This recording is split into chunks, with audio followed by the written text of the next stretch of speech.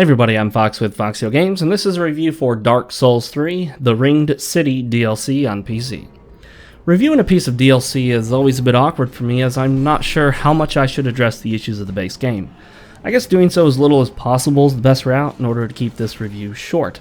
So, for my thoughts on Dark Souls 3 itself, see my full review linked in the description. The Ringed City DLC isn't what I was hoping for. I never completed the Ashes of Ariandel DLC because I just became bored with it, unwilling to spend my time pressing through what felt like a grind. And that is exactly what I found the Ringed City to be.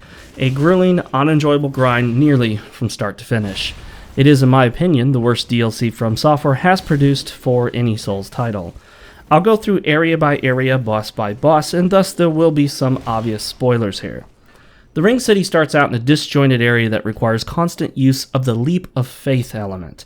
This is when a game requires you to take a jump that would normally kill the player, but in this case it doesn't kill the player despite no clear indication of such. The leap of faith is used over and over again, which makes exploration much harder as you cannot backtrack through these leaps. Obviously that may well be the intention, but part of the Souls series is being able to explore levels, and having the entire level broken into pieces just doesn't feel right.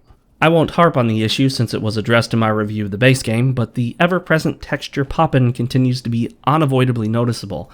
Some textures will pop into their higher-res versions right in front of your character. The first area of the Ring DLC introduces the DLC's most annoying and worst design choice: stuff shooting at you.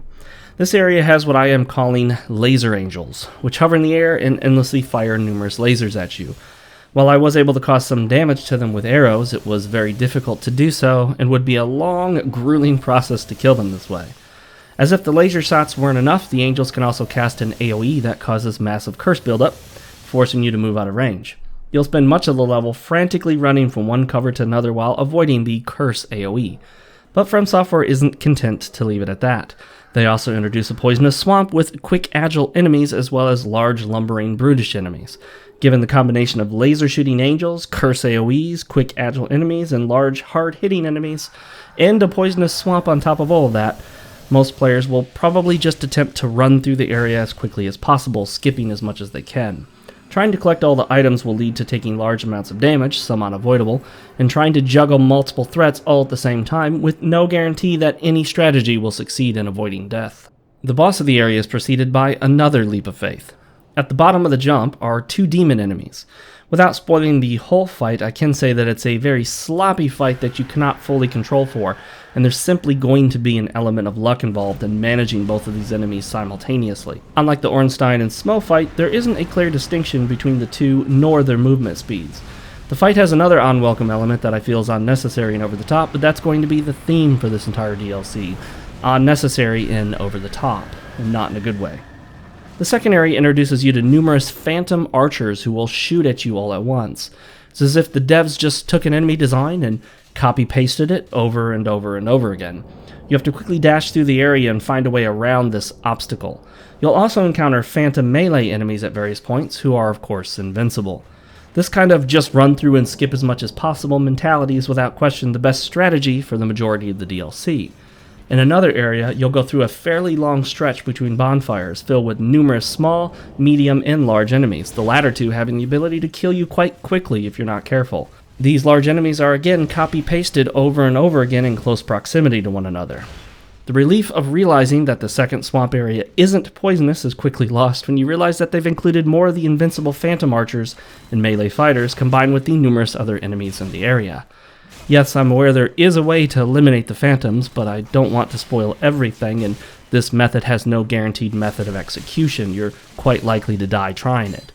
The boss of this area isn't unnecessarily bad, it's just a very awkward combination of different enemies. I didn't dislike it, but it felt like a mishmash of different ideas. It did feel a bit lazy, as all the enemies you encounter during this boss fight are pre-existing character models. They didn't have to create anything new.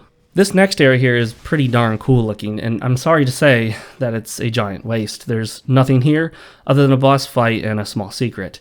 It's also effectively the end of the DLC, though it should be no surprise that there are some hidden areas and a hidden boss fight in other areas of the DLC, none of which I'll show here. I will say I found the hidden boss fight to be okay. The final boss fight of the DLC was exceedingly disappointing to me. I didn't for a moment think this was it, and fully expected there to be more afterward. anticlimactic for sure. Slave Knight Gale, I'm assuming it's pronounced, is an agile, flailing boss, the type we've seen plenty of since the advent of Bloodborne. It makes sense that humans turned into beasts in Bloodborne would go a little wild and fight in an unhinged manner, but in Dark Souls 3 it just feels out of place sometimes, particularly for this knight character that is practically flying all over the place while spinning like a top at times.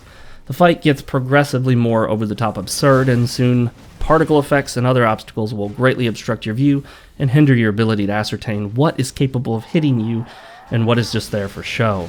There are of course additional weapons and armor to be found all throughout the DLC. There's a set of dual ultra great swords, which everyone I've talked to says is ridiculously overpowered in PvP.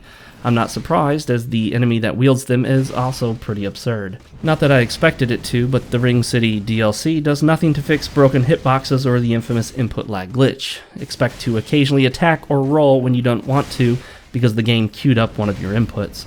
And in typical fashion, some enemy attacks at various points in their trajectory can harmlessly pass through your character, while other attacks will land a hit on you despite not appearing to physically intersect with your character at all. Given that the design of the areas discourages exploration most of the time, I didn't explore all the DLC, I just didn't want to. I felt the elements and enemies presented were imbalanced and unfair to the player, and that the challenges were over the top, introducing unnecessarily grueling difficulty that crossed well into unreasonable territory.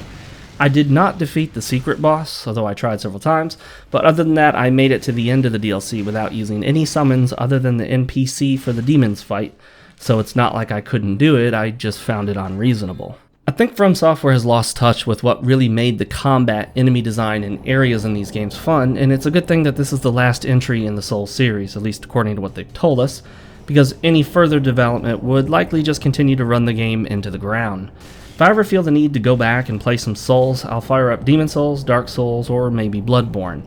But Dark Souls 2 and Dark Souls 3 just don't do it for me, and neither did the Ring City DLC. As always, I expect a bit of backlash for this opinion, and I wouldn't have it any other way than to hear your honest opinions in the comment section below. Like the video if you liked it, or give it a dislike, and subscribe if you want to see more. Make sure to check the video description for links to all of my social media accounts, and I will see you guys next time.